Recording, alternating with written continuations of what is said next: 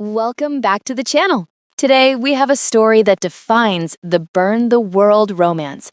We are diving into They Thought She Was Worthless, a tale of a broken wolf who finds her strength in the arms of a ruthless king. If you love possessive alphas, satisfying revenge, and a love story that will heal your soul, you are in the right place. Do me a favor and like this video to help the algorithm find more pack members and subscribe so you never miss a new story. Let me know in the comments, what is the best revenge against a cruel alpha? I read every single one.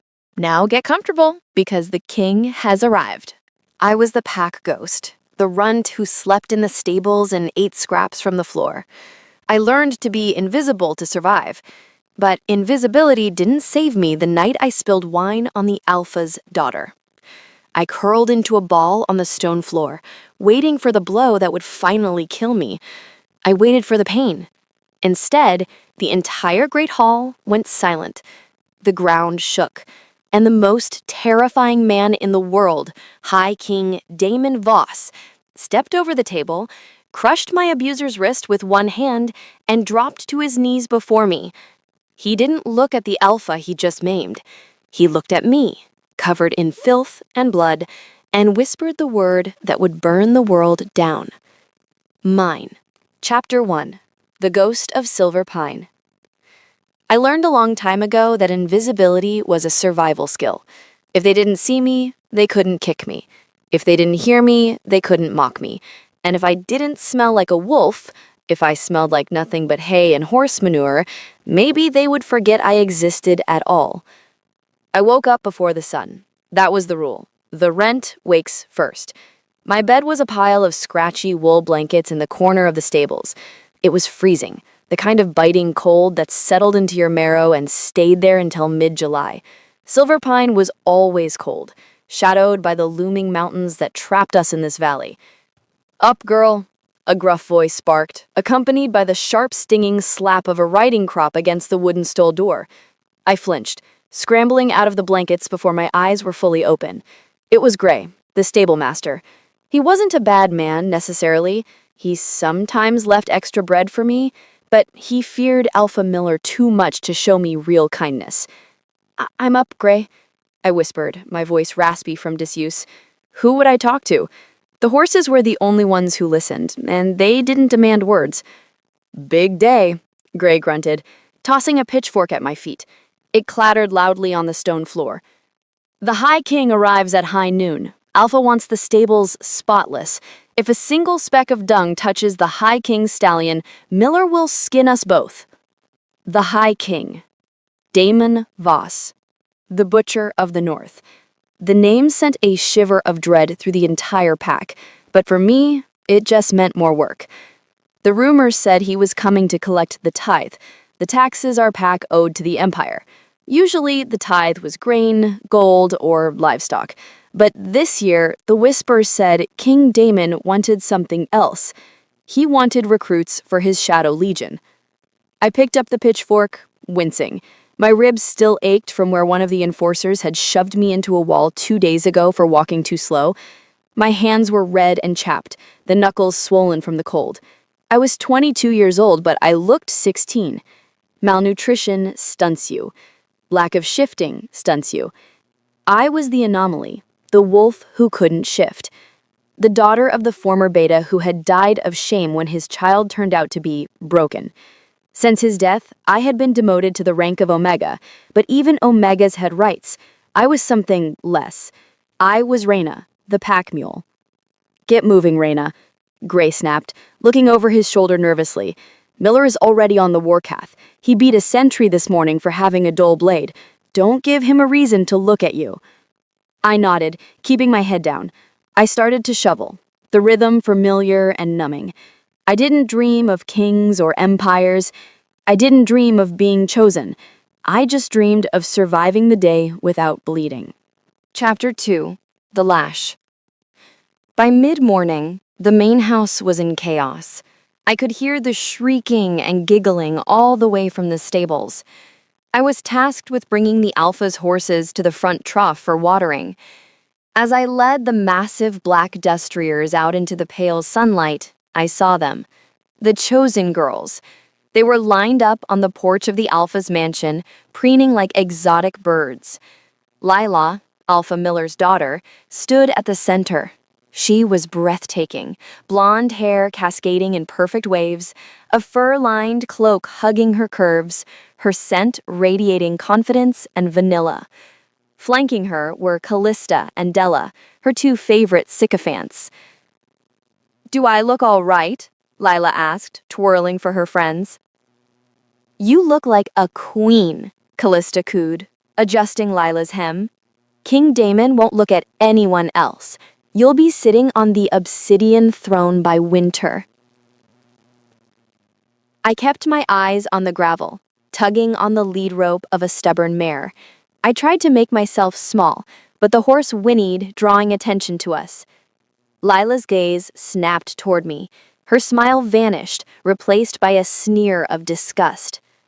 "Ugh," she groaned, wrinkling her perfect nose. "Daddy, the runt is ruining the view. She smells like literal shit." The front door banged open. Alpha Miller stepped out. He was a large, thick-necked man who smelled of brandy and cruelty. He held a riding crop in his hand, a thicker, heavier one than Gray used.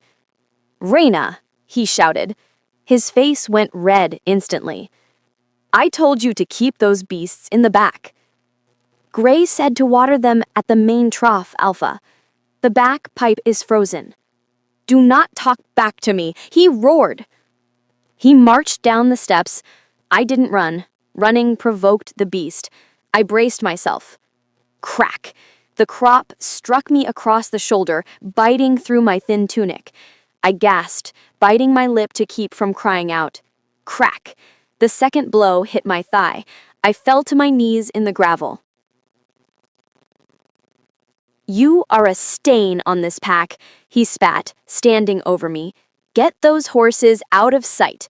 If King Damon sees your filth, I will peel the skin off your back myself. Do you understand?" "Yes, Alpha," I choked out. "Get out of here." He kicked dirt into my face. Lila and her friends laughed, a cruel, tinkling sound. I scrambled up, grabbing the horses' leads with trembling hands. I dragged them toward the back paddock, my leg throbbing where the whip had cut me. I didn't cry. Tears were a luxury. I just focused on the pain. It was the only thing that felt real. Chapter 3. The Butcher Arrives. High noon. The air in the valley changed. It wasn't a sound at first. It was a pressure. The birds stopped singing. The wind died down. The horses in the back paddock began to pace nervously, rolling their eyes, sensing a predator far larger than a timber wolf. I hid in the hayloft of the old barn, pressing a rag to the bleeding welt on my shoulder. I peered through a crack in the wood. I knew I was disobeying orders by watching, but if I stayed on the ground, Miller might find me again. They came like a storm cloud rolling over the mountains. First, the outriders, massive wolves, black as pitch, running in formation.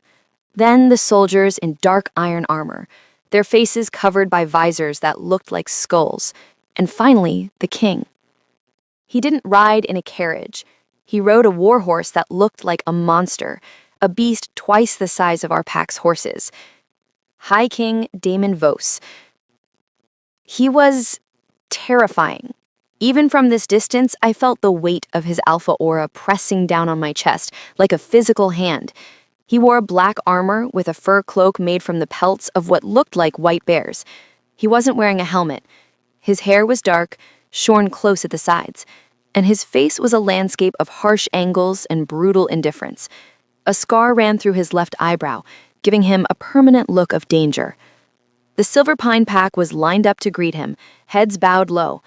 Alpha Miller looked small compared to King Damon. Damon didn't dismount immediately. He sat there, staring down at them. He didn't smile. He didn't speak. He just let them sweat. "Alpha Miller," the king's voice boomed. It wasn't a shout, but it carried across the acres effortlessly. It sounded like rocks grinding together. "Your Majesty," Miller squeaked, bowing lower. "Welcome to Silver Pine. We are honored." Are you? Damon asked. He swung down from his horse with lethal grace. We have prepared a banquet. We have gifts. He gestured frantically to Layla, Callista, and the other girls, who straightened up, beaming their brightest smiles. Damon didn't even glance at them. His eyes swept over the compound, cold and bored. He looked like a man who had seen everything and found it all wanting. Then, for a split second, his head snapped up. He inhaled sharply. His gaze bypassed the mansion, bypassed the girls, and locked directly onto the barn, onto the crack in the wood where I was hiding. I froze, my heart hammering against my ribs. He can't see me, I told myself. I'm a ghost. I'm too far away. His nostrils flared. He frowned, a look of profound confusion crossing his face, as if he heard a melody in a storm. Then he shook his head, rubbing his chest as if it ached, and turned back to Miller. Let's get this over with. I have a kingdom to rule. Chapter 4. The Kitchen Scramble. The sun went down, but the work didn't stop. Because I was unfit for sight, I was relegated to the kitchens. The heat was unbearable. Roasting pigs, steaming vegetables, baking bread, the smells were overwhelming. My stomach cramped with hunger. I hadn't eaten since yesterday morning. You, the head cook, a frantic beta woman named Mara, pointed at me with a ladle. We're short-staffed. 2 of the servant girls fainted when they saw the king's guards. Cowards. I shook my head, my eyes widening. Alpha Miller said I couldn't be seen. He whipped me this morning, Mara. If he sees me, he won't see you if you keep your head down, Mara hissed, shoving a heavy silver pitcher of red wine into my hands. He's drunk on brandy and fear. He needs wine on the table, Raina. If the king's cup goes empty, Miller will kill us all, not just you. Do it. She tied a clean white apron around me, covering the bloodstain on my tunic. Don't look King Damon in the eye, Mara ordered. Poor move. Do you understand? Yes, Mara. My hands were shaking. The pitcher was heavy, and my shoulder throbbed with every movement. I walked to the double doors of the great hall. I could hear the noise inside, the clattering of silverware, the forced laughter of the pack elders trying to impress the obsidian soldiers. I pushed the door open and slipped inside. The hall was dazzling, candles everywhere. Lila was seated at the high table, right next to the empty chair where the king sat. She was leaning in, touching his arm, laughing at something he hadn't said. King Damon looked murderous. He held a goblet in one hand, his knuckles white. He wasn't eating. He wasn't drinking. He was staring at the door, his leg bouncing with restless, aggressive energy. His eyes kept darting around the room, searching, hunting. I started at the far end of the room, serving the lower guards. I made myself invisible. Poor move.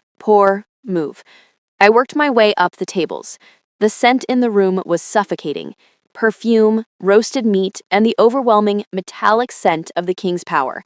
It smelled like ozone before a lightning strike. I reached the high table. My heart was in my throat. I just had to pour wine for Alpha Miller and his wife, and then I could leave. I approached Miller's left side. He was deep in conversation with one of Damon's generals, boasting about his warriors. More wine, Alpha? I whispered, my voice barely audible. Miller turned, startled. His eyes focused on me. Recognition dawned, and then pure, unadulterated rage. He hadn't expected me to disobey his order. I told you, he hissed, his voice low so the king wouldn't hear, to stay out of my sight. The cook, I stammered. Useless bitch, he snarled. He reached out under the table and pinched the fresh welt on my thigh. I gasped in pain, jerking back reflexively. My elbow knocked into the heavy silver pitcher. It tipped. Chapter 5. The Execution. Time seemed to slow down. I watched in horror as the pitcher tipped forward. It didn't hit Miller. It emptied its entire contents onto Lila. A tidal wave of dark red wine splashed across the front of her pristine, white fur-lined gown, soaking her to the skin. Clang! The pitcher hit the stone floor, the sound ringing like a funeral bell. Silence. Absolute, Terrified silence descended on the great hall. The music stopped. The eating stopped. Lila stood up, shrieking, "My dress! You stupid, worthless little rat! You ruined it!" I scrabbled backward, falling onto my bottom on the cold stone. "I'm sorry," I gasped, tears instantly springing to my eyes. "I'm so sorry, I didn't—" "Sorry?" Alpha Miller roared. He stood up, his chair scraping loudly against the floor. The vein in his forehead was throbbing. He was humiliated. His runt had just ruined his daughter's presentation to the king. The alcohol and his temper boiled over. "You defy me?" Miller snarled, his eyes flashing red. "You embarrass me in front of the king?" "No, Alpha, please," I begged, crawling backward. "I am done feeding a broken mouth. You are a liability, Reina, and I am culling the pack tonight." He didn't just slap me. He stepped forward and kicked me hard in the ribs. Crack! The sound of the bone breaking was audible in this silent hall. I screamed, curling into a ball, clutching my side. The pain was blinding. I tasted copper in my mouth. "Daddy, make her pay!" Lila screeched. Miller reached down and grabbed me by the hair, hauling me up. I dangled from his grip, sobbing. He extended his claws, long, sharp, and lethal. "I'm going to open your throat," Miller whispered, positioning his claws against my jugular. "And I'm going to throw your carcass to the pigs." He raised his hand to strike the killing blow. Grrrr. The sound didn't come from Miller. It came from the head of the table. It was a sound so deep, so primal, that it shattered the crystal goblets on the table. It was the sound of a tectonic plate shifting. It was the sound of death. Miller froze, his claws inches from my neck. Everyone turned to the king. King Damon Voss was standing. His chair had been knocked backward. His eyes were no longer human. They were glowing a violent, molten gold. Darkness seemed to bleed off him, shadows stretching from his boots to swallow the light in the room. He wasn't looking at Lila. He wasn't looking at Miller. He was looking at the blood trickling from my lip. "You broke her," Damon said. His voice was quiet, terrifyingly quiet. He stepped over the table. He didn't walk around it. He stepped onto the banquet table, crushing plates and food under his heavy black boots. He moved with a speed that defied logic. He jumped down, landing between Miller and me. The floor shook with the impact. Damon didn't shove Miller. He grabbed Miller's wrist, the one holding my hair, and squeezed. Crunch. Miller screamed as the bones in his wrist pulverized. He dropped me. I hit the floor, wheezing, unable to breathe through the pain in my ribs. Damon threw Miller across the room like a rag doll. The Alpha hit a stone pillar with a sickening thud and slumped to the ground unconscious, or dead. Then the Butcher of the North turned slowly to face me.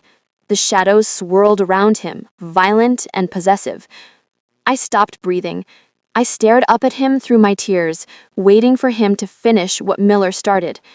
He fell to his knees. The armor crashed against the stone. He didn't hurt me. He hovered over me, his hands shaking as if he were terrified to touch me. He leaned in, burying his face in the crook of my neck, inhaling the scent of my blood and my fear. "Who did this?" he roared, his voice shaking the foundations of the castle. "Who touched my mate?" Chapter 6. The Silence After the Storm.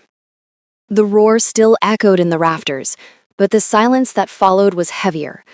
My mate.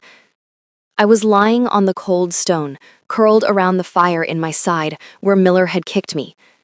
King Damon hovered over me, a wall of black armor and vibrating rage. His golden eyes were wide, the pupils blown so large they swallowed the iris. He looked frantic, like a man who had found a diamond in a pile of ash and was terrified it would shatter. "Don't," I wheezed, shrinking back when his hand reached for me. My instinct screamed that alpha hands only brought pain. "Please, don't hit me." The king flinched as if I had slapped him. The golden glow in his eyes dimmed, replaced by a devastating, human sorrow. "Hit you?" he rasped. "I would cut off my own hands before I let them hurt you." "Your Majesty!" Alpha Miller's voice cracked from the other side of the room. He was struggling to push himself up, clutching his shattered wrist. Blood dripped from his nose. He looked dazed. "Forgive me," Miller stammered, his face pale. I didn't know. She is a runt, sire. A broken thing. I was merely disciplining a clumsy servant. I had no idea she was yours." Damon stood up. The movement was fluid, like a panther uncoiling. The tenderness he had shown me vanished instantly, replaced by the mask of the butcher. He turned to Miller, his shadows stretching long and dark across the floor. "Disciplining?" Damon repeated. His voice was low, a rumble of thunder before the strike. He stepped over me, placing his body between me and the rest of the room, a living shield. "You broke her ribs. I heard the bone snap." "She is an Omega!" Layla shrieked from the side, clutching her wine-stained dress. "She ruined my gown. She's nothing. Why are you protecting her? She's just a stable rat." Damon turned his head slowly.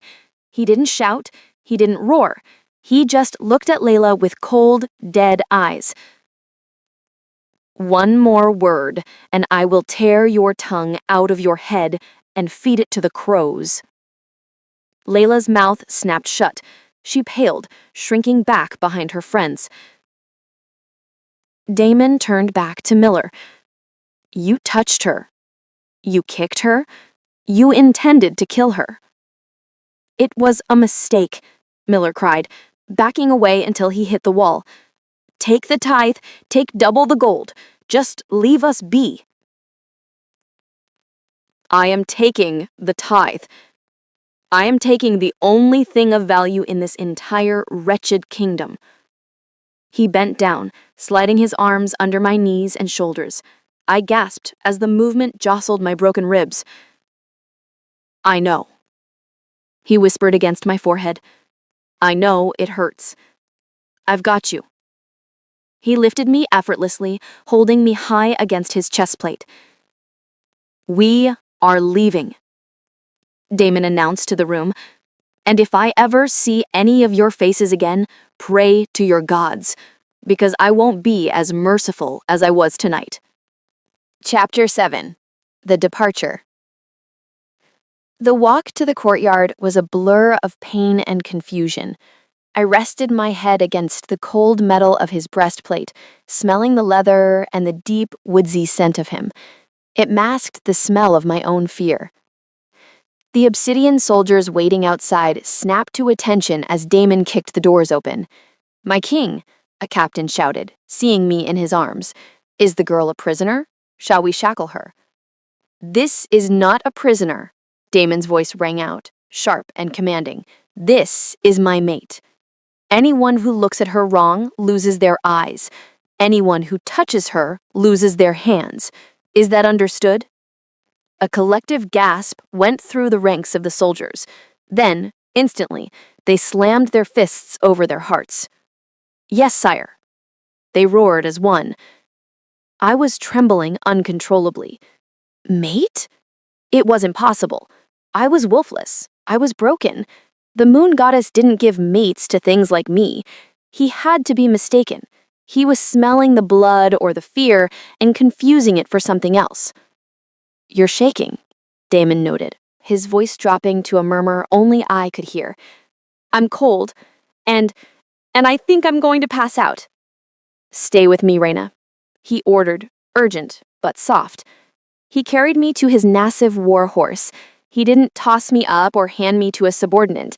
He mounted the horse first, swinging into the saddle with impressive strength, and then settled me sideways across his lap, cradling me like a child. "My ribs," I whimpered as the saddle shifted. "I know," he said, his jaw tight. I need to get you to the healer at the war camp. It's a 2-hour ride. Can you hold on?" "I don't have a choice," I breathed. He unclasped his heavy fur cloak, the one made of white bear pelts, and wrapped me in it. It was heavy, warm, and swallowed me whole. It smelled like him. Safe. "Ride," Damon commanded his men. We thundered out of the Silver Pine compound. I watched the lights of the Alpha's mansion fade into the darkness.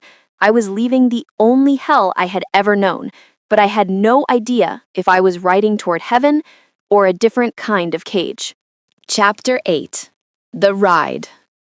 The journey was agony. Every hoofbeat sent a shockwave of pain through my side. I tried to stay rigid, to hold myself up so I wouldn't jostle the broken bones, but my strength was failing. I hadn't eaten in 2 days, and the shock of the attack was setting in. Damon seemed to sense every flinch. "Lean against me," he instructed, his arm tightening around my waist to absorb the shock of the horse's gait. "Stop fighting it. Let the armor take the weight." I slumped against his chest. The metal was hard, but his body heat radiated through it. "Why?" I asked, my voice barely a whisper in the wind. "Why what?" he asked, keeping his eyes on the dark road ahead. "Why me?" I coughed, tasting blood again. "I'm nobody. I'm the runt. Miller said I was worthless." Damien's hand tightened on the reins. I heard the leather creak. "Miller is a fool who measures worth in teeth and claws. I measure it in spirit. You stood in that hall, beaten and starved, and you still tried to apologize to the girl who mocked you. You have a quiet strength, Reyna, and—" He paused, glancing down at me. His golden eyes were glowing in the dark. "And you smell like home," he finished softly. "You smell like the only peace I have ever known." I didn't understand. I smelled like horse manure and old wine. But before I could ask, a wave of dizziness hit me. The world tilted on its axis. "Damon," I slurred. It was the first time I used his name. "I've got you," he said. The blackness rushed up to meet me. I felt myself going limp, sliding into the dark. The last thing I felt was his hand pressing my head against his neck, protecting me from the fall. Chapter 9. The Healer. "Get the healer, now!" The roar woke me up. I was no longer on the horse. I was moving, being carried through a bustling camp. I heard the sounds of canvas flapping, swords being sharpened, and men shouting. "This way, sire!" I was laid down on something soft, a cot. The smell of medicinal herbs and rubbing alcohol hit my nose, stinging and sharp. "She has broken ribs," Damon's voice was right beside my ear. "Left side, and severe malnutrition, and welts on her back and legs." "Step back, sire," a female voice said firmly. "I need room to work." "I am not leaving her," Damon snarled. "I didn't say leave. I said step back. You're blocking the light." There was a pause, a huff of annoyance, and then the shadow over me moved. I blinked my eyes open. A woman with gray hair and sharp green eyes was hovering over me. She wore the robes of a field medic. This was Ilara, the Legion's head healer. "Hello, dear," she said gently. "I'm going to cut your tunic open. I need to see the damage. Is that all right?" I gripped the furs beneath me. It's all I have to wear." "We will burn these rags and get you silk," Damon said from the corner. He was pacing, looking like a caged tiger. The healer cut the fabric. The cool air hit my skin. She prodded my side gently, and I hissed, arching off the cot. 3 ribs fractured, she diagnosed efficiently, but no puncture to the lung, thank the goddess. The bruising is severe, though. She looked at the welts on my shoulder from the whip. Her lips thinned. "These are fresh. This morning." "And the older scars?" she asked, tracing a faded white line on my arm. "Years," I said. Damon made a sound in the corner, something between a sob and a growl. He turned his back to us, punching the tent poles so hard the wood cracked. "Fix her," he ordered, his voice thick with emotion. "I need to bind the ribs and give her a poultice for the bruising, but mostly, sire, she needs food. Real food. She's starving to death." Chapter 10. The First Meal. An hour later, I was bound in clean bandages and wrapped in a soft wool blanket. The pain was a dull throb now, dampened by a bitter tea the healer had made me drink. The tent was quiet. The healer had left. It was just me and the king. Damon sat on a stool next to the cot. He held a wooden bowl. "Broth," he said. "Ilara said you can't handle solid food yet. Your stomach has shrunk." He dipped a spoon into the broth and held it to my lips. I stared at him. The butcher of the north, the man who had crushed an alpha's wrist with one hand, was feeding me like a bird. "I can do it," I said, reaching for the spoon. "Your arm is bruised," he said, pulling it back slightly. "Let me." I opened my mouth. The broth was rich, salty, and warm. It tasted like life. Tears pricked my eyes again. I hated how much I was crying today. "I'm sorry," I whispered, swallowing. "For what?" "For being weak, for crying, for this." I gestured to my broken body. "You wanted a tithe. You wanted soldiers. Instead, you got a cripple." Damon set the bowl down with a sharp clack. He leaned forward, bracing his hands on the cot on either side of my hips, trapping me. "Look at me," he commanded. I looked. His golden eyes were burning. "You survived. You lived in a house of monsters for 20 years and you survived. That is not weakness, Reyna. That is power. Any other wolf would have broken or fled. You endured." He reached out, his finger tracing the line of my jaw. "I have an army of soldiers. I have generals and killers and spies. I don't need you to fight for me. I need you to exist. I need you to eat. I need you to smile." "Smile?" I asked, confused.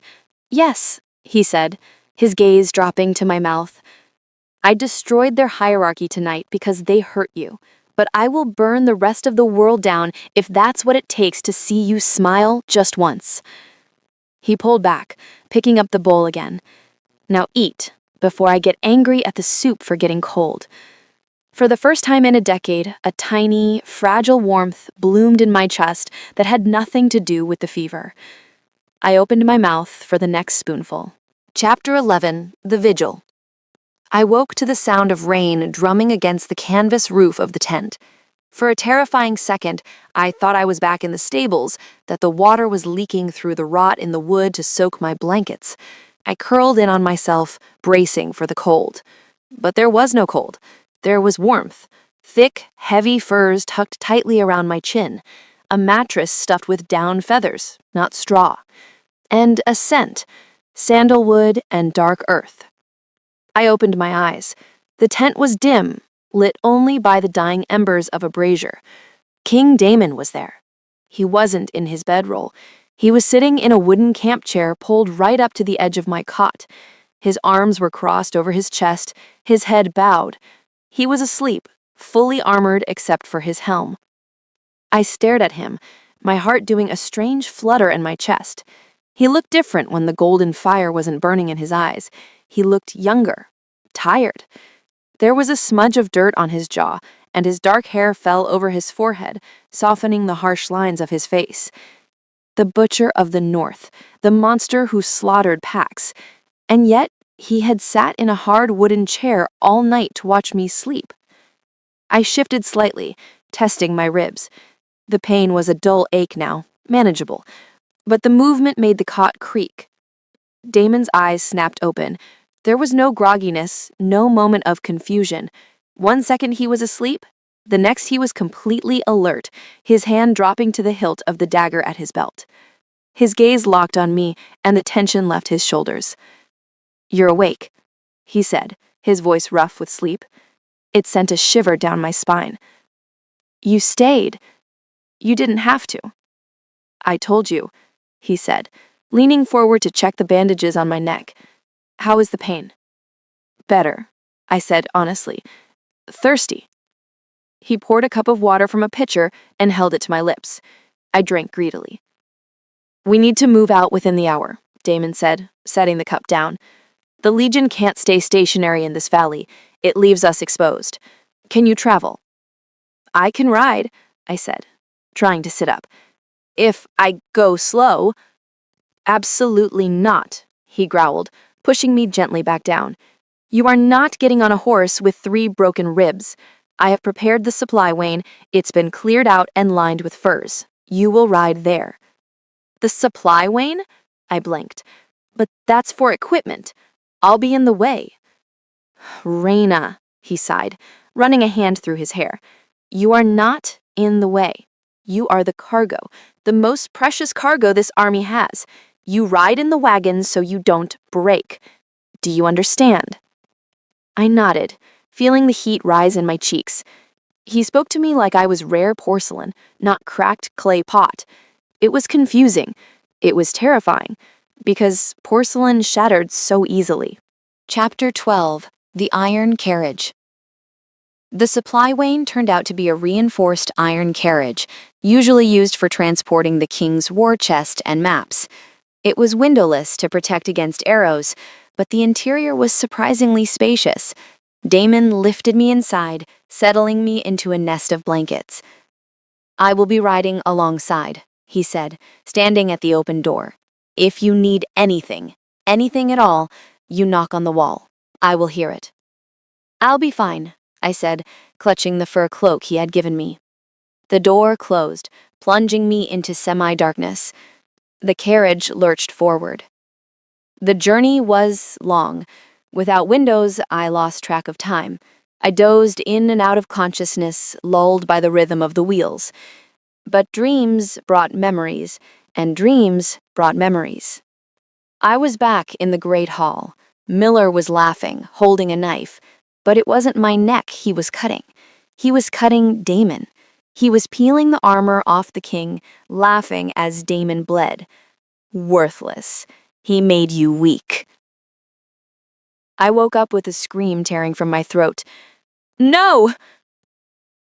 The carriage stopped instantly. I heard shouting, the sound of horses reining up hard. The iron door was ripped open, letting in blinding daylight. Damon was there. He looked frantic, his sword drawn. Reyna, what is it? Who is here? I was curled in the corner, hyperventilating, tears streaming down my face. I... Damon sheathed his sword and climbed inside, filling the small space. He grabbed my shoulders. Look at me, he commanded. You're safe. You're with me. I had a dream, I sobbed, the shame crushing me. I'm sorry. I stopped the convoy for a dream. Damon didn't scold me. He didn't tell me to toughen up. He pulled me into his chest, burying his face in my neck. Breathe, he murmured, rocking me slightly. It was just a memory. Miller is miles away. He can't touch you. I broke him, remember? He called you weak in the dream. He said I made you weak. Damon pulled back, holding my face in his large, gloved hands. Look at me, he said fiercely. I have conquered kingdoms. I have killed Alpha Primes with my bare hands. But holding you, keeping you safe, that is the hardest thing I have ever done. It doesn't make me weak, Reyna. It gives me something to lose, and that makes me more dangerous than I have ever been. He kissed my forehead, a lingering pressure. Leave the door open, he ordered the driver. I want her to see me. He rode the rest of the day right beside the open door of the carriage, his golden eyes checking on me every few minutes, proving the nightmares wrong. Chapter 13: The Obsidian City. 3 days later, the landscape changed. The lush green forests of the Silver Pine Valley gave way to jagged peaks and dark volcanic rock. We were entering the heart of the Obsidian Empire. I sat up, wincing at the ache in my ribs, and looked out the open door. The capital city, distinctively named Blackhold, was carved directly into the side of a massive mountain. It was a fortress of black stone, towering spires, and iron bridges spanning deep chasms. It looked impenetrable. It looked intimidating. "We are home," Damon said, riding close to the carriage. As the Legion approached the massive iron gates, a horn blasted. The gates groaned open. I expected silence. I expected the people to hide from the butcher and his army. Instead, a roar went up. Thousands of people lined the streets. Wolves, humans, children. They were cheering. They threw petals on the cobblestones. They chanted his name. "Damon, Damon, High King." I shrank back into the shadows of the carriage. They loved him. To me, he was a savior, but to the world, he was a conqueror. And here, in his city, he was a god. "Why are they hiding?" I whispered to myself. Damon heard me. His hearing was impossible. "They aren't hiding. They are celebrating the return of the Legion. We keep the borders safe. We keep the rogue packs from slaughtering their villages." He looked at me, his expression softening. "You are safe here, Reyna. No one in Blackhold will hurt you. They know the penalty." We rode through the winding streets up toward the highest peak where the citadel stood. It was a castle of black glass and stone piercing the clouds. The carriage stopped in a private courtyard. The noise of the city faded, replaced by the sound of a fountain and the wind. Damon dismounted and came to the carriage. He held out his arms. "Come, let me show you your cage." I flinched at the word. "A joke," he corrected quickly, grimacing. "Bad joke. Let me show you your home." He lifted me out, carrying me toward the massive double doors. Servants lined the steps, heads bowed low. They smelled of fear and respect. "Welcome home, Your Majesty," an elderly steward said, bowing deeply. "Prepare the royal suite," Damon ordered, walking past him without stopping. "And get the royal physician. I want a second opinion on these ribs." "The royal suite?" "Sire, the servants' quarters are usually in the lower levels." Damon stopped walking. He looked down at me, his eyes burning. "You are not a servant, Reyna. You are the queen. You sleep where I sleep." Chapter 14. The Imposter. The royal suite was bigger than the entire stable barn back at Silverpine. It had floor-to-ceiling windows overlooking the entire empire. The bed was massive, draped in black velvet and silver furs. There was a fireplace large enough to roast a whole ox. Damon set me down on the edge of the bed. "I have to meet with the council," he said, looking torn. "I have been gone for weeks, and the generals will be waiting. Will you be all right here?" I looked around the opulent room. I felt small, dirty, out of place. "Yes." "The servants will bring you a bath and fresh gowns," he emphasized. "Rest. Do not try to unpack. Do not try to work. Just rest." He leaned down and pressed a kiss to the top of my head. "I will return for dinner." He laughed, the heavy doors clicking shut behind him. I sat there for a long time, listening to the silence. It was too quiet, too big. A knock at the door made me jump. "Enter," I squeaked. A line of maids filed in. They carried a tub, buckets of water, oils, towels, and armfuls of silk dresses. They moved efficiently, heads bowed. "Your Majesty?" the lead maid said. She was a pretty omega with kind eyes. "I am Elin. We are here to assist you." "Please," I said, standing up and holding my side. "You don't have to call me that. I am just Reyna." Elin looked up, surprised. Then she saw the bruises on my face, the way I hunched to protect my ribs. Her expression softened into pity. You are the king's mate. That makes you majesty. Come, let us wash the road off you. They bathed me, but unlike at the camp, they rubbed scented oils into my skin, jasmine and amber. They dressed me in a gown of soft gray silk that felt like water against my skin. It had long sleeves to hide the bruises on my arms, but the neckline revealed the fading yellow marks on my throat. I stood in front of the full-length mirror. I didn't recognize the girl staring back. She looked clean. She looked expensive. But her eyes were still the eyes of a frightened animal waiting for the trap to snap shut. I'm an imposter. I'm just a runt in a stolen dress. Chapter 15. Old Habits. 2 hours passed. I had bathed, I had dressed, I had eaten the fruit platter left for me. And now I was panicking.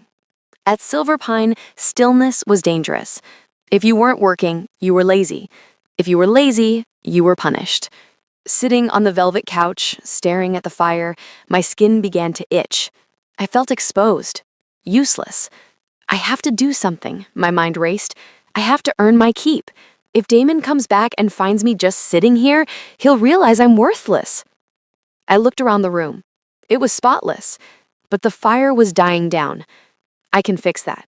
I got up, ignoring the twinge in my side. I went to the woodpile by the hearth.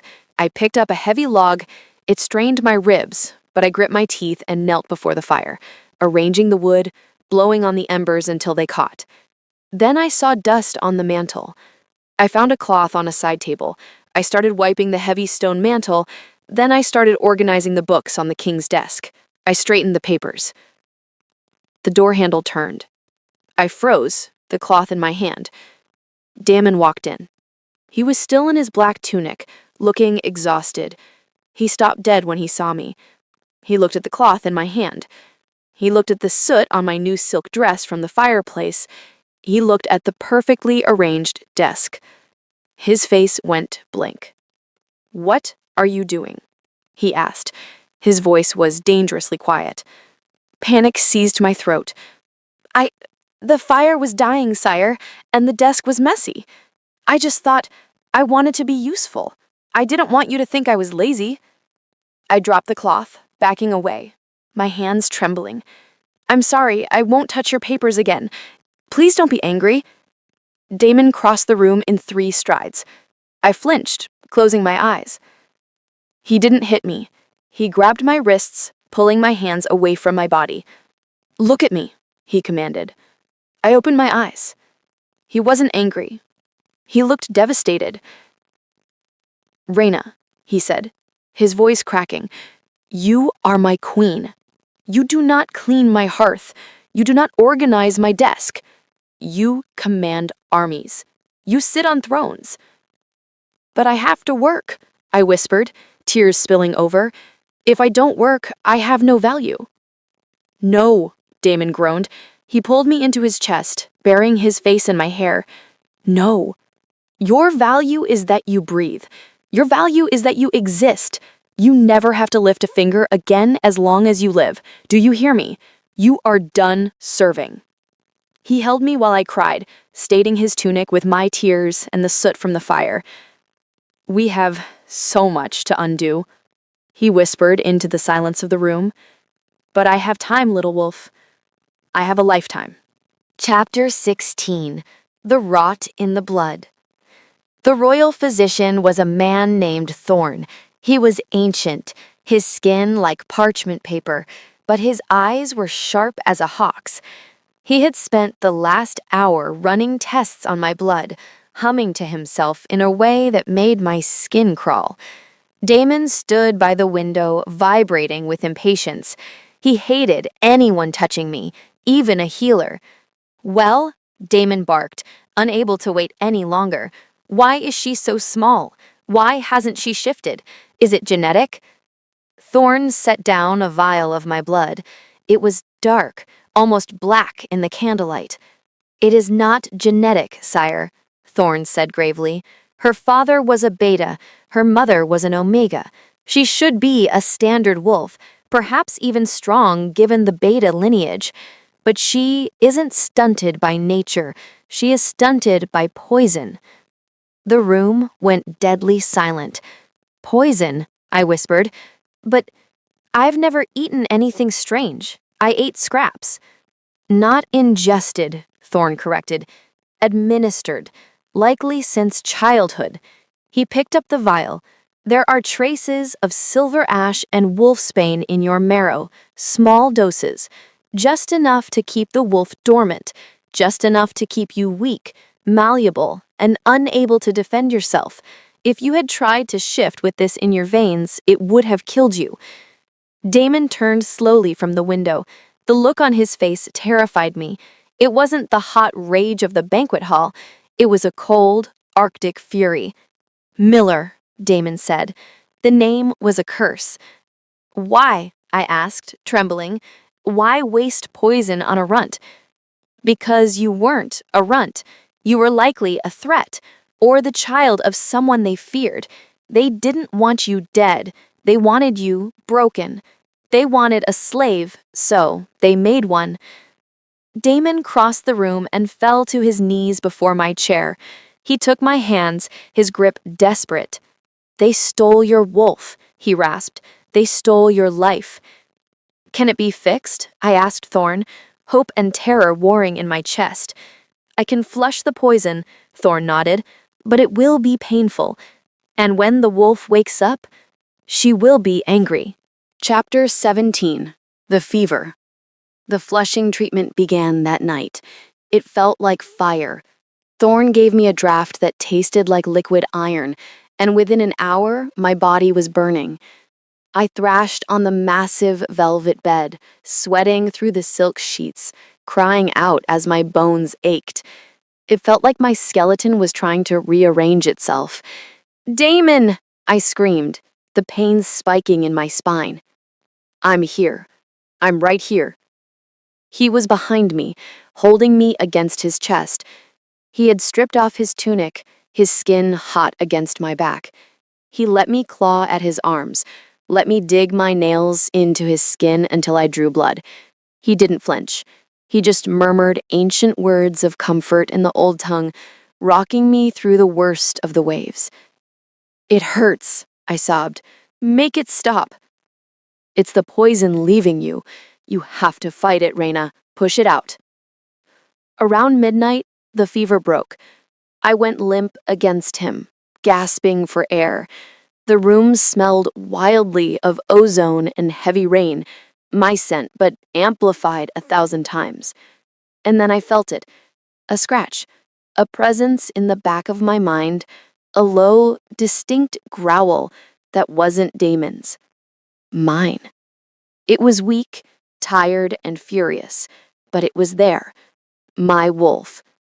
"Damon," I breathed, clutching his hand. She's awake." Damon rested his forehead against my temple. I could feel his heart hammering against my back. "I hear her," he said, his voice thick with emotion. "She is singing to mine." Chapter 18. The Shadow Legion. Recovery took a week. I was weak, but for the first time in my life, I felt whole. The emptiness inside me was filled with a simmering energy. My hearing was sharper. I could smell the pine trees miles away. Damon refused to let me stay cooped up. "You need to see your protectors," he said one morning, helping me into a thick fur-lined cloak. He led me down to the training grounds. The Shadow Legion, thousands of the most lethal warriors in the world, stopped their drills the moment we appeared. They didn't just bow. They went to one knee, fists over hearts. "They know," I whispered, intimidated by the sea of black armor. "They know you are my mate," Damon said, "which means you are their queen. But I want you to know them." He introduced me to his commanders. There was Kale, a massive brute with a scar across his nose, and Valen, a lithe female warrior with knives strapped to every limb. "We heard about Silver Pine," Valen said, looking at me with intense respect. We are ready to march on your command, my queen. Just say the word, and we will finish what the king started. Finish it? I asked, looking at Damon. I thought Miller was dealt with. Damon stiffened. He hadn't told me everything. Miller survived, Damon admitted, his jaw tight. I crushed his wrist and broke his pride, but I didn't rip his throat out. I wanted to get you to safety first. A cold dread settled in my stomach. Miller was alive. The boogeyman of my childhood was still breathing. He won't come here, Damon promised, sensing my fear. He is broken. He has no army that can touch the Legion. He doesn't need an army, I whispered, remembering the cruelty in Miller's eyes. He just needs a law. Chapter 19. The Summons. My instincts were right. 2 days later, a raven arrived at the Citadel. It carried the seal of the Council of Alphas, the governing body that oversaw pact disputes to prevent total war. Damon read the scroll in the strategy room. I watched the paper crumple in his fist, eventually bursting into flames from the sheer heat of his aura. "What is it?" I asked, standing by the door. I wasn't supposed to be in here, but I refused to hide anymore. Damon turned. His eyes were glowing gold. "Miller has filed a grievance," he spat. "He claims I violated the Treaty of Borders. He claims I entered his land under the guise of the tithe, assaulted a ruling alpha, and stolen a member of his pack." "Stolen?" I laughed, a bitter, sharp sound. "He gave me away. He called me a tithe." "He is claiming he was under duress. He claims you are a vital member of his pack, a lost beta bloodline. He wants you returned. He wants me back so he can kill me. I know he humiliated me. If I go back, I'm dead." "You are never going back," Damon roared, flipping a heavy oak table over. "I will burn the council before I let them take you. If you refuse the council, it's war. I know the laws. All the packs will unite against the Obsidian Empire. You can't fight the whole world, Damon." "I can," he said, stalking toward me. He grabbed my face gently. "For you, I would fight the gods." "But your people." I looked out the window at the city below, the families, the pups. They would suffer. I took a deep breath. My wolf stirred, growling at the threat. "Where is the hearing?" "The Neutral Lance, in 3 days." "Then we go," I said. Damon stared at me. "Reyna, no. Miller will be there." "Let him be there," I said, my voice surprising even myself. "He thinks I'm a broken runt. He thinks I'm the girl who cowers in the stable. He doesn't know what you woke up inside me." Chapter 20. The Choice. The preparation for the summit was a flurry of activity. Damon was terrifying. He doubled the guard. He threatened the council messenger with dismemberment. But amidst the chaos, he made time for me. The night before we were to leave, he brought a box to the royal suite. "No silk today," he said, setting the box on the bed. I opened it. Inside lay a suit of armor. It wasn't the heavy iron of the Legion. It was black leather reinforced with silver chainmail. It was fitted for a woman, for a queen. "I had the smiths forge this the day we arrived," Damon said quietly. "I hoped you would never need it." I ran my hand over the cold metal. "It's beautiful." "There is one more thing," Damon said. He reached into his tunic and pulled out a dagger. The handle was carved from obsidian, the blade etched with runes. "This belongs to my mother. She was a warrior queen. She taught me that a king protects his people, but a queen protects the king's heart." He placed the dagger in my hand. "If Miller comes near you," Damon said, his eyes fierce, "do not wait for me. You put this through his eye." "I will," I promised. He pulled me into his arms. We stood there for a long time, the silence heavy with the weight of tomorrow. "They think they are summoning a victim. They have no idea they are summoning a storm. I looked up at him. Let's go show them. Chapter 21. The neutral lands were a bleak stretch of tundra between the territories, a place where no grass grew and the wind sounded like weeping. It was fitting. This was a place where packs were broken, and packs were buried. I rode beside Damon's warhorse. I wasn't in the carriage this time. I was on a mare of my own, dressed in the leather armor he had given me, the obsidian dagger strapped to my thigh. My ribs were wrapped tightly, the ache a dull throb that kept me focused.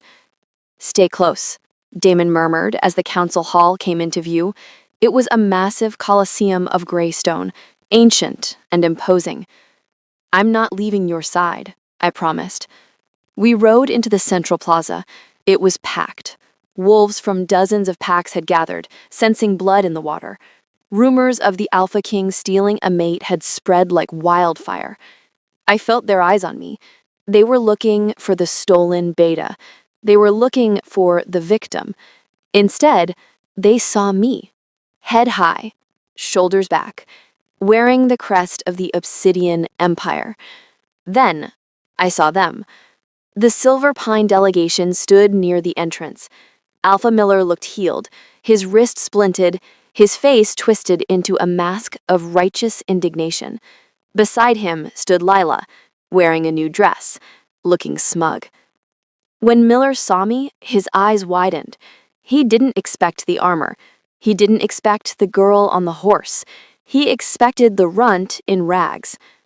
My heart hammered against my ribs, a phantom echo of the fear I used to feel. He can't hurt you, I told myself. You are the queen. Damon dismounted first. He walked over to my horse and reached up, his hands spanning my waist to lift me down. He didn't let go immediately. He held me there, in front of everyone, his forehead brushing mine. You are breathing too fast. Your scent is spiking. Ideally, I would be invisible, I admitted, my voice shaking slightly. You were never meant to be invisible, Reyna, he growled low in his throat. Let them look. Let them see what they threw away. He took my hand, lacing his fingers through mine. We walked up the steps together. As we passed Miller, the Alpha sneered. Cleaned up nicely, didn't she? Amazing what a bath and stolen silks can do for a stable rat, Miller muttered, loud enough for only us to hear. Damon stopped. The air pressure dropped. Keep walking, Damon. I squeezed his hand, my voice hard. He wants you to strike first. Don't give him the satisfaction. Damon looked at Miller, then at me. A dark pride flared in his eyes. As my queen commands, he said loudly. Chapter 22. The Tribunal. The council chamber was a circular room with tiered seating. 5 elder alphas sat on the raised dais, the judges of our world. They were old, scarred, and radiated power. Damon and I stood in the center of the pit. Miller stood opposite us. We are here to address the grievance of Alpha Miller of the Silver Pine Pack, the head elder announced. His voice echoed off the stone walls.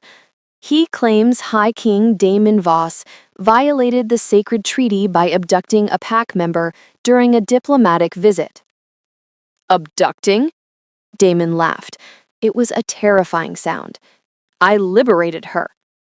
She was stolen, Miller shouted, stepping forward. He played the part of the grieving leader perfectly. Reyna is a ward of my pack. Her parents died when she was a pup. I took her in. I fed her. I gave her a home when she was too weak to shift. And in return, the Keem storms into my hall, assaults me, and drags her away like a spoil of war. He pointed a shaking finger at me. She is confused. She is a simple-minded girl. She likely went with him out of fear. Look at her. She is dressed for war because he forces her to be something she is not.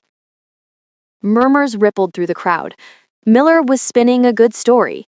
He made himself the benevolent father figure, and Damon the tyrant. She is not simple-minded, Damon snarled, stepping forward. And she was not fed, she was starved, she was beaten. Lies, Miller countered. She is fragile. She bruises if the wind blows too hard. I tried to protect her. Protect me? My voice rang out. It wasn't loud, but it cut through the shouting. The room went silent. I stepped out from behind Demon's shadow. I looked at the elders. Then I turned and looked directly at Miller. You protected me with a riding crop. You fed me scraps from the floor. You made me sleep in horse dung. She is delirious, Miller scoffed, waving a hand dismissively. The king has clearly brainwashed her. I am not brainwashed, I said. Unclasping the collar of my armor, I pulled the leather aside, revealing the fading yellow bruising on my neck and the scar on my collarbone. Did the king do this, Miller? Or did you do this when I was 12 because I dropped a saddle? The elders leaned forward. Those are old marks, he said quickly, sweat beading on his forehead. Accidents. She's clumsy. And the ribs? Damon interrupted, his voice lethal.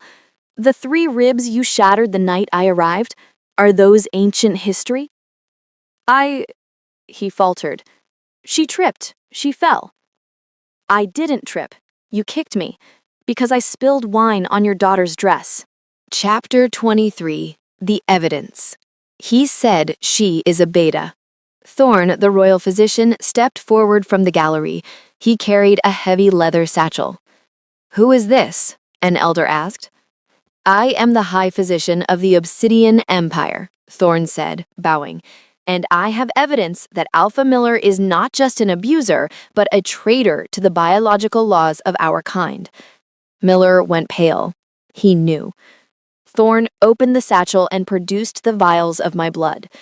The girl, Reyna, was presented as a beta, Thorn explained, holding the vial up to the light. A runt who could not shift. But upon examination, before the treatment, we preserved a sample. We found high concentrations of silver ash and wolfsbane in her marrow. Gasps filled the room. Poisoning a wolf to suppress their shift was a capital offense. It was torture. She is not a runt, Thorn declared. She is a powerful wolf whose nature was chemically suppressed since childhood. Alpha Miller didn't take her in, he enslaved her. He poisoned her to keep her weak so he could use her for labor. That is impossible, Miller shouted, veins bulging in his neck. I never poisoned her. Her parents were weak. It's genetics. We tested the poison, Damon said, his voice dropping to a low rumble. We checked the trade records. You've been buying silver ash for 20 years. Damon turned to the elders. He stole her birthright. He tortured her, and he tried to kill her in front of me. I did not steal a member of his pack. I saved a queen from a monster. The head elder looked at Miller with disgust. Alpha Miller, these are grave accusations. If true, your title is forfeit. Your life is forfeit. Miller looked around the room. He saw his allies turning away. He saw the trap closing. He looked at me, and in his eyes, I saw the mask slip. The benevolent father was gone. The sadist was back. She isn't a queen, Miller spat, his voice trembling with rage. She is the daughter of a traitor. Her father tried to overthrow my father. I kept her alive out of mercy. I should have drowned her in the river the day she was born. The confession hung in the air. There it is, I whispered. The truth. Chapter 24. The Last Resort. You admit it, the head elder said, standing up. You admit to withholding her status and abusing her based on a blood feud. I admit that I did what was necessary to keep my pack pure, Miller roared. And I demand my rights. If you claim she is a wolf, if you claim she is strong, then let her prove it. Miller drew his sword. The sound of steel ringing filled the chamber. I invoke the right of challenge, Miller shouted. If she is a queen, let her fight for her freedom. If she wins, she goes. If she loses, I take her back, dead or alive. She is recovering from broken ribs, Damon bellowed, stepping in front of me, his own hand reaching for his blade. I will fight in her place. No, Miller grinned, a feral, ugly thing. The challenge is to her. She is the one claiming status. Unless the Obsidian King fights all his queen's battles because she is, in fact, a worthless runt. He was baiting me. He wanted to shame Damon. He wanted to prove I was weak. The elders looked at each other. The law is clear, the head elder said reluctantly. If the status of a wolf is in question, a challenge can be issued. But the female is injured. It cannot be to the death. To submission, then, Miller sneered. First one to yield. Damon turned to me, gripping my shoulders. Reyna, no, refuse. I will burn this building down before I let you fight him. I looked at Miller. He was huge, experienced, violent. But if I refused, I would always be the runt. I would always be the girl hiding behind the king. And Miller would always be the monster under my bed. I looked at the dagger strapped to my thigh, the queen's dagger. I accept, I said. Reyna! Damon grabbed my arm. He will kill you. He won't stop at submission. I know, I said, looking up into Damon's terrified golden eyes. You woke me up, Damon. Let me show you what you found. I pulled away from him. I walked into the center of the ring. Draw your weapon, Miller. Chapter 25. The storm breaks. Miller laughed. He didn't use his sword. He tossed it aside, unbuckling his belt. I don't need steel for you, girl, he said, shifting his shoulders. I'm going to break you with my bare hands, just like old times. He lunged. He was fast, but I was smaller. I ducked under his swinging fist, the wind of it rushing past my ear. My ribs screamed in protest, but the adrenaline numbed it. I slashed out with my dagger, catching his arm. A thin line of red appeared. You little bitch, Miller roared. He spun and backhanded me. It connected. I went flying, hitting the dirt hard. The breath left my lungs. Get up! Damon's voice was agony from the sidelines. The guards were holding him back. Miller was on me before I could scramble away. He grabbed me by the throat, pinning me to the ground. His weight was crushing. You thought wearing armor made you a warrior, Miller hissed, saliva hitting my face. He squeezed, cutting off my air. You are nothing. You are dirt. I clawed at his hands, my vision spotting. I couldn't breathe. The darkness was creeping in. Die, a voice in my head whispered. Just let go. No, no. I looked past Miller. I saw Damon. He wasn't struggling anymore. He was frozen, his face a mask of absolute horror. He was watching me die. I wouldn't let him watch that. A surge of heat exploded in my chest. It wasn't the fever. It was the poison leaving. It was the wolf waking up. I let out a scream that wasn't human. Energy blasted out of me. Pure, raw, kinetic force. It threw Miller off me. He flew 10 feet through the air, crashing into the stone barrier. I scrambled up. I didn't reach for the dagger. I felt my bones cracking, rearranging. The pain was excruciating, but it was right. Fur sprouted, claws elongated. My jaw snapped and reformed. For 22 years, I had been trapped in a cage of skin. In the center of the council ring, in front of the king and the gathered alphas, the runt of Silverpine ceased to exist. In her place stood a wolf. Not a normal wolf. She was massive, sleek, and her fur was pure, shimmering silver, the mark of a royal bloodline thought to be extinct. I threw my head back and howled. Miller stood up, looking at the silver beast in front of him. For the first time in his miserable life, the alpha looked terrified, because he realized he hadn't been starving a runt, he had been starving a predator. Chapter 26. The Silver Wolf. The world looked different through the eyes of the wolf.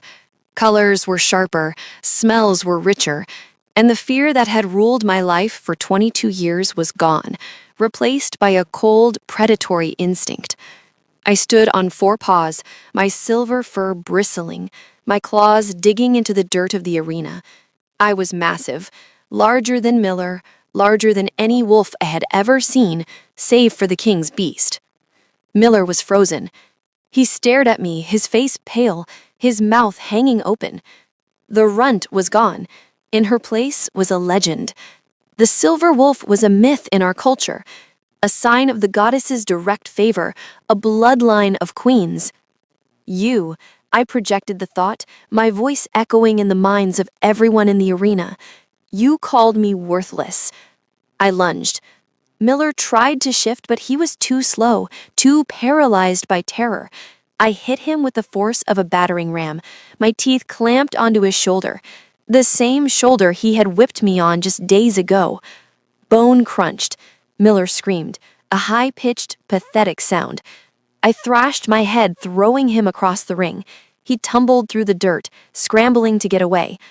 The alpha who had terrorized me, who had treated me like livestock, was now scuttling away like a frightened crab. I stalked him. I didn't run. I prowled. The audience was silent. Even the elders were on their feet. Miller hit the wall of the arena. He looked up, blood bubbling from his shoulder. "Mercy," he cried out. "Reyna, I raised you. I fed you." I growled, a sound like grinding stones. "You starved me." I snapped at his face, stopping inches from his nose. I wanted him to feel the fear I felt every morning in the stable. I wanted him to know what it felt like to be small. He whimpered, curling into a ball, exposing his throat in the ultimate sign of submission. "I yield," Miller shouted. "I yield! Take the win! Just don't kill me!" I stood over him, my chest heaving. The victory roared through my blood. I had won. I was free. I backed away, lifting my muzzle to the sky to howl my victory. But Miller was a snake.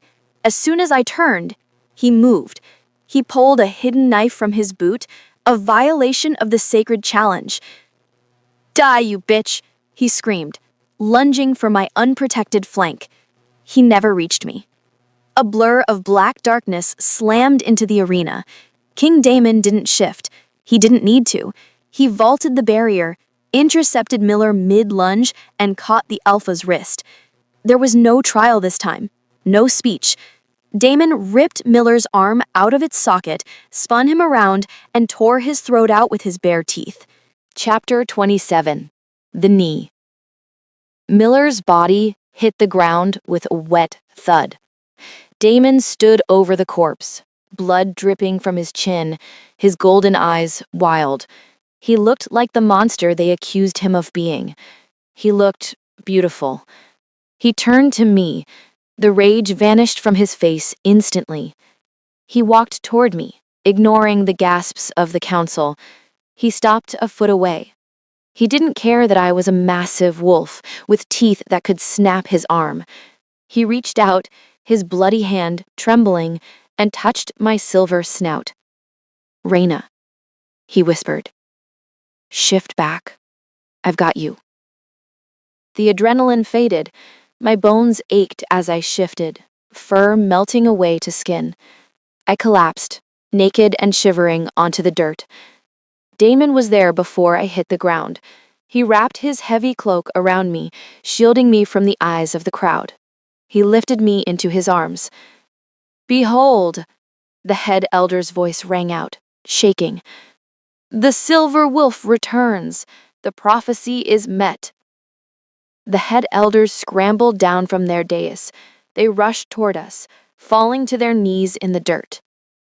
"My queen," the head elder stammered, head bowed low. "Forgive us. We did not know. The Silver Pine Pack has harbored a deity and treated her as a slave. This is a crime against the goddess." "It is not a crime," Daemon said, his voice cold as the grave. "It is a declaration of war." "We will punish them," the elder promised. "We will sanction the pack. We will—" "You will do nothing." Daemon silenced him. "Silver Pine is not a pack anymore. It is a graveyard." He looked down at me, tucking a strand of hair behind my ear. "Are you hurt?" he asked, ignoring the worshipping masses around us. "No," I whispered, resting my head on his armored shoulder. "I'm just tired, Damon." "Sleep," he commanded. "When you wake up, the world will be different." He carried me out of the arena, stepping over Miller's body without looking down. The entire gathering of alphas parted like the Red Sea, bowing to the runt who had become their queen. Chapter 28. Ash and Bone. We didn't go back to the Obsidian Citadel. Not yet. 2 days later, the Shadow Legion stood on the ridge overlooking the Silver Pine Valley. I sat on Damon's warhorse, dressed in fresh silks, wearing the crown of the Obsidian Empire, a circlet of black iron and diamonds. Damon sat behind me, his arms wrapped securely around my waist. Below us lay my prison, the mansion, the stables, the village that had turned a blind eye to my suffering for 20 years. The pack members, Lila, Gray, the enforcers, had been rounded up. They stood in the courtyard, surrounded by Damon's soldiers. They looked up at the ridge, terrified. "They stripped you of your name," Damon murmured into my ear. "They stripped you of your wolf. They stripped you of your dignity." He signaled to his general. "Burn it." The archers lit their arrows. The tips dipped in pitch. 1,000 points of fire illuminated the twilight. "Damon," I whispered, "the people." "The innocent have been evacuated," he assured me. "Gray and Mara are safe. But the legacy of Miller, the House of Silverpine, it ends today." The arrows flew.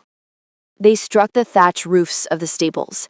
They struck the timber of the Alpha's mansion. Within minutes, the valley was an inferno. I watched the stables burn. I watched the corner where I had shivered for a decade turn to ash. I watched the balcony where Lila had mocked me collapse into flames. It wasn't a tragedy. It was a funeral pyre for the girl I used to be.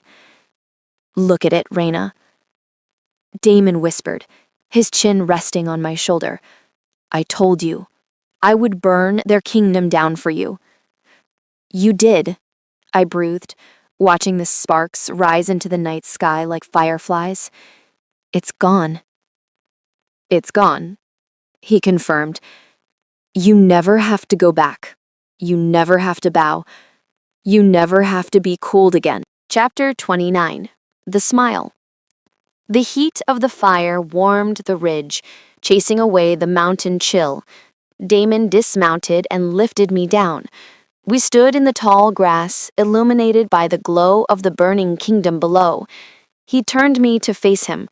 He looked anxious, the butcher of the north, who had just ordered the destruction of an entire legacy, looked unsure. He was searching my face, looking for fear. He thought he might have scared me with his violence. "Did I go too far?" he asked quietly. "Do you think I am a monster?" I looked at him. I saw the blood on his armor from the arena. I saw the reflection of the fire in his eyes.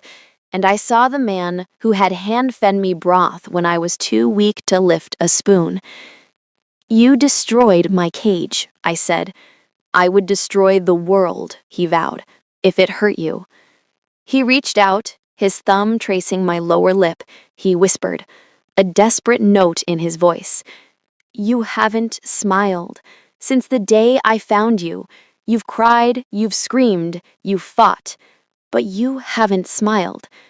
He dropped to his knees in the grass, the High King kneeling before the runt. "Tell me what you need," he pleaded. "Tell me what I have to slay, what I have to buy, what I have to burn. I just want to see you happy, Raina.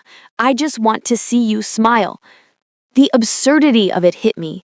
The most powerful man in the world was on his knees, begging for a facial expression. He loved me. He didn't just want me for my bloodline or my wolf. He loved me. The weight on my chest, the invisible stone I had carried since childhood, finally cracked. It started as a bubble in my throat, then a twitch of my lips, and then it broke free. I smiled, a real, wide, radiant smile that reached my eyes and crinkled my nose. I laughed, a sound of pure, unadulterated joy. Damon froze. He stared at me like I was the sun rising after a long winter. The tension left his frame. He let out a breath he seemed to have been holding for weeks. He wrapped his arms around my waist and buried his face in my stomach, holding me tight. There it is. The only victory that matters, he whispered against the silk of my dress. Chapter 30. The Crown of Winter. Epilogue. The coronation took place a month later in the Obsidian Citadel. I didn't wear a dress. I wore the black leather armor Damon had forged for me, with a cloak of silver fur that matched my wolf. I walked down the aisle of the throne room. Thousands of wolves bowed as I passed, not out of fear, but out of reverence. I was Rhaena, the silver wolf, the queen of the north. Damon waited for me at the altar. He looked magnificent in his crown, but his eyes were soft. "Are you ready?" he asked, taking my hands. "I was born ready," I said, squeezing his fingers. I just needed someone to unlock the door.